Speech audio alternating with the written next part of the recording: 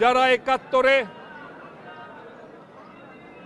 মুক্তিযোদ্ধাদের হত্যা করেছেন এবং করিয়েছেন, যারা মা বোনদের ইজ্জত লুণ্ঠন করেছেন এবং করিয়েছেন, সেই গোষ্ঠী আবার তাদের অপতৎপরতা শুরু করেছেন এবং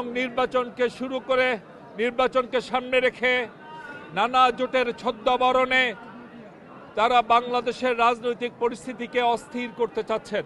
চেয়ারপারসন, নবনির্বাচিত চেয়ারপারসন জননেতা জনাব তারেক রহমানের সাথে যখন এই জাতীয়তাবাদী রিক্সা চালক ভ্যান দলের নেতা কর্মীরা সেদিন দেখা করতে গিয়েছিলেন, নেতাকে নিজেদের মাঝে পেয়ে তাদের মুখে যে হাসি ছিল, সেই হাসির সাথে পৃথিবীর কোনো হাসির তুলনা করা যাবে না।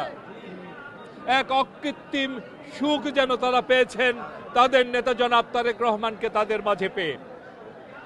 ভাইরা আমার, সামনে একটি নির্বাচন অপেক্ষা করছে। সেই নির্বাচনের জন্য বিএনপির সমস্ত অঙ্গ সংগঠন এবং বিএনপির সর্বস্তরের নেতাকর্মীরা, সহযোগী সংগঠনগুলোর নেতাকর্মীরা, তারা সবাই নির্বাচনকে সামনে নিয়ে তারা জনগণের মধ্যে কাজ করছে। 23 তারিখের পর তারা তাদের প্রচারণা শুরু করবে।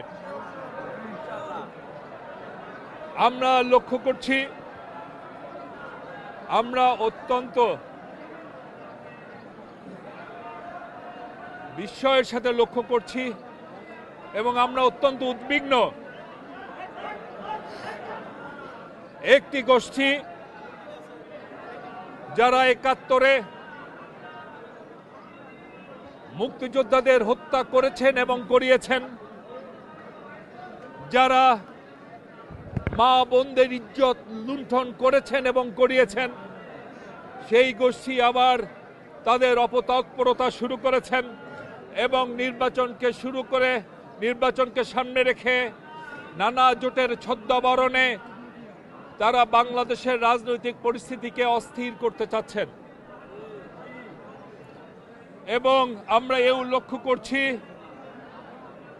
জনগণ যখন একটি পরিচ্ছন্ন নির্বাচন, একটি অংশগ্রহণমূলক নির্বাচনের জন্য নিজেকে প্রস্তুত করছে ভোট দেওয়ার জন্য, ঠিক সেরকম একটি সময়ে আমাদের কানে নানা রকম ষড়যন্ত্রের কথাও আসছে আমাদের কানে।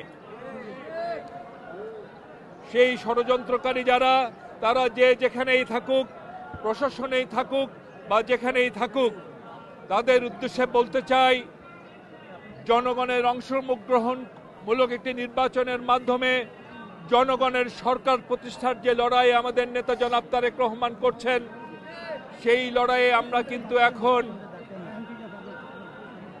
ভোটকে সামনে রেখে আমাদের নির্বাচনে প্রস্তুতি গ্রহণ করছি। এর অর্থ এই না যে আমরা একটি নির্দলীয় নিরপেক্ষ নির্বাচনের জন্য যে আন্দোলন, সে আন্দোলন আমরা বন্ধ করে দিয়েছি। আমাদের আন্দোলন কিন্তু আন্দোলনের জায়গায় আছে।